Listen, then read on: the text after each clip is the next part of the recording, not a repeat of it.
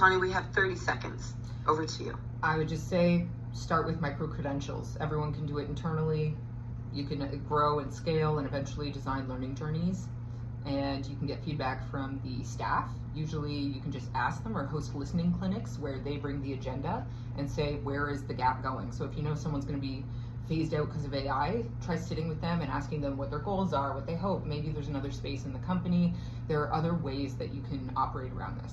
Picking up on a comment made by our Deputy Minister here yesterday is indeed that Canada has a lot of small and medium-sized enterprises.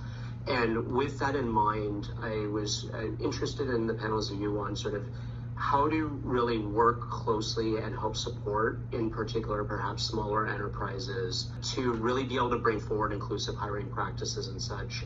Tawny, do you want to go ahead? I would start with a conversation. To get the conversation going, I would likely host an event or something that was themed that way. But there's also, because I worked at the Mars Discovery District, so we partnered with like 16 research innovation centers in Waterloo, Oshawa, Sparks, and they're all doing different things, farming, engineering. I partner with Mars, the Center for Social Innovation, I think it is, CSI, is for adults with small businesses that rent like their own space, and you can set up at conferences where you know that it's going to be a startup and small things. And Ontario Works in ODSP. I'm not sure about ODSP, but they have training programs as well that help to engage the youth, and they could be easily put into a ladder of career development. And also we have a huge succession issue that's going to be happening in the next 6 years, so it makes sense to start tapping people for the roles that will be harder to replace with AI, which is like, you know, the upper management roles.